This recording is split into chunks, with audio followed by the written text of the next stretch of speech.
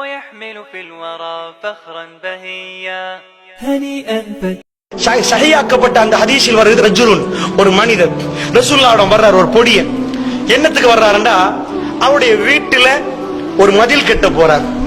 சம்பவத்தை கொஞ்சம் கேளுங்க. ஒரு மதில் கட்ட போறார். அந்த மதில் கட்டுற நேரம் அண்டை வீட்டாருக்கும் இவர் வீட்டுக்கும் நடுவுல ஒரு மரம். இன்னொரு செய்தியில அவர் ஒரு அனாதை என்று வருகிறது. அப்ப என்ன பண்றாரு, வீட்டுல எல்லாத்தையும் இழந்தவர் அந்த பொடியன் மதில கட்டுற நேரம் இந்த மரம் தடையா இருக்குது. அவர் போய் கேட்கிறார் அடுத்தவர்கிட்ட, அந்த அன்சாரிட்ட போய் கேட்கிறாரு, இந்த மரம் தடையா இருக்குது, இது எனக்கு தந்துருங்களேன், அப்ப நான் அதையும் சேர்த்து கட்டிடுவேன் அப்படின்றாரு. அவர் ஏழான்றார். அப்ப எனக்கு வித்துருங்களேன்றாரு.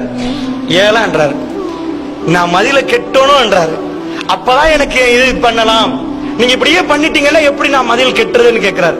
ஏன்னா சரியா இவருக்கும் அவருக்கும் இருக்குது. அல்லாஹ்வுடைய நல்லடியார்களே, அதனால் ரசூலுல்லாஹ்ட்ட போறாரு. ரசூலுல்லாஹ்ட்ட போய் கேட்கிறாரு, யார சொல்லலாம், அவர் சொல்லிட்டு போறாரு, நான் ரசூலுல்லாஹ்ட்ட சொல்லுவேன், யார சொல்லலாம், சின்ன விஷயம் யார சொல்லலாம், இந்த மதில கெட்ட இந்த மரம் தடையா இருக்குது, எனக்கு தர சொல்லுங்களேன் யார சொல்லலாம், எனக்கு தர சொன்னா சரி சரி அந்த மனுஷனை கூப்பிடுங்கன்றாங்க ரசூலுல்லாஹ். அவர் வர்றார். அல்லாஹ்வுடைய தூதர் கேட்கிறாங்க, கொடுத்துருங்களேன் இவருக்கு, அவர் கெட்டிடுவார் தானே, கொடுத்துருங்களேன். அந்த நேரம் அந்த மனிதர் சொல்ற, இல்ல அது என்னுடைய ஹக், எனக்கு கொடுக்க இயலாது. ரசூலுல்லாஹ் கொஞ்ச நேரம் இருக்கிறாங்க. வித்துருங்களேன்றாங்க. ஏழான்றாங்க. அல்லாஹ்வுடைய தூதர் ஒரு வார்த்தை சொல்றாங்க, இந்த மரத்தை கொடுத்தால் அல்லாஹ் சுவர்க்கத்தில் உனக்கு ஒரு மரம் தருவான்டாங்க ரசூலுல்லாஹ். அந்த மனிதன் அதை பார்த்து எனக்கு வேணான்ட்டார். அவர் எழும்பிட்டார். அல்லாஹ்வுடைய தூதர் பேசுறார். சில மனிதர்களுக்கு அந்த பாக்கியம் இல்லை. இதை ஒரு சகோதரர் பார்த்து கொண்டிருக்கிறார். அவருடைய வரலாறு மிகவுமே தனிமையான ஒரு வரலாறு. Abu Dahdah. அவர் அந்த மனிதனுக்கு பின்னாடி போகிறார்.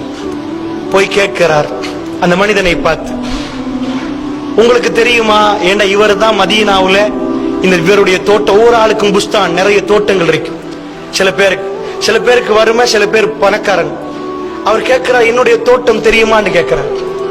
அது 400 மரமா இருக்கட்டும், 500 மரமா இருக்கட்டும், 600 மரமா இருக்கட்டும். தென்னை தோட்டத்தை யோசிச்சு பாருங்க, 600 மரம் இருந்தா உங்களுக்கு என்ன வருமானம். அவர் கேட்கிறார், அந்த தோட்டம் தெரியுமான்னு. நான் தெரியுமன்றார். அந்த ஒரு மரத்துக்கு என் தோட்டத்தை நான் தர போறேன்.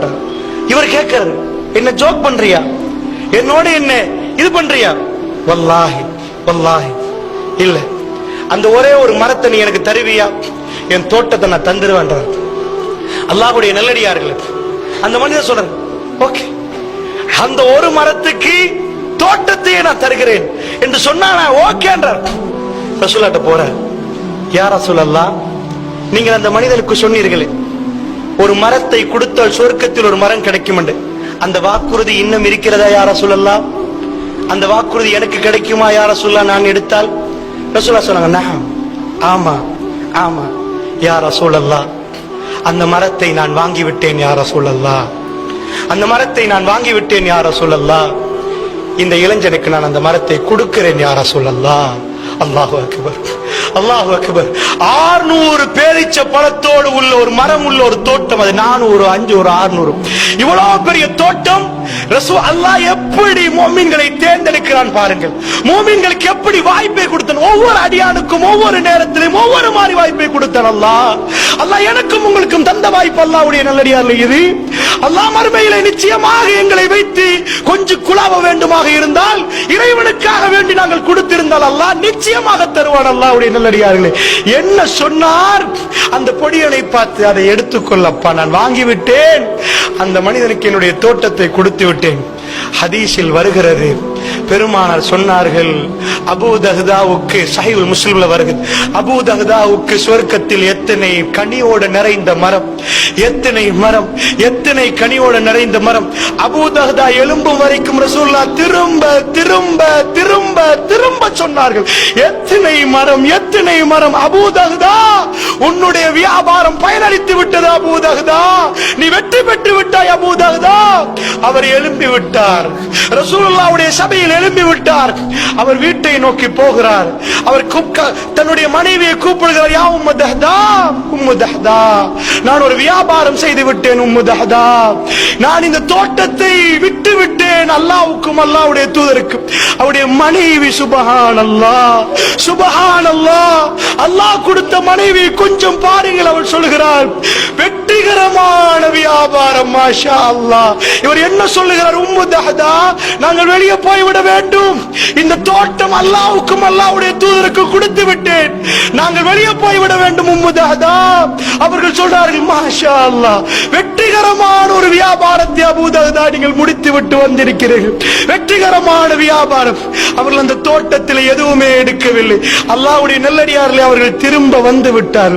அல்லாஹ்வுடைய நல்லடியார்களே, அவர்கள் வந்து கேட்டார், யா ரசூலல்லாஹ், எனக்கு அந்த மரம், எனக்கு அந்த மரம், அல்லாஹ் சுவர்க்கத்திலே உங்களுக்கு எத்தனை மரம் அபூ தஹதா?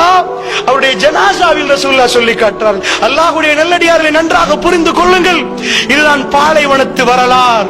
அவர்கள் சுவர்க்கத்துக்காக வேண்டி அல்லாஹ் கொடுத்த ரிஸ்கை அவர்கள் கொடுத்து கொண்டே இருந்தார்கள். தன்னுடைய ரூஹை கொடுப்பதற்கு முன்னாடி அல்லாஹ் கொடுத்த ரிஸ்கை கொடுத்தார்கள்.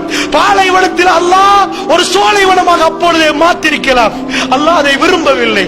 அந்த அடியார்களை அல்லாஹ் சிறப்பிக்க விரும்பினான், அவர்களை கௌரவிக்க விரும்பினான். அவர்கள் யார் என்பதை காலம் காலமாக நானும் நீங்களும் அவர்களுக்கு துஆ செய்ய வேண்டும் என்று அல்லாஹ் விரும்பினார், அவர்களுக்கு பிரார்த்திக்க வேண்டும் என்று அல்லாஹ் விரும்பினார். ரலியல்லாஹு அன்ஹு. அல்லாஹ் அவர்களை பொருந்திக் கொண்டான் என்றால் ஏன் பொருந்திக் கொண்டான் என்பதை அல்லாஹ் காட்ட விரும்பினான். அல்லாஹ்வுடைய நல்லடியார்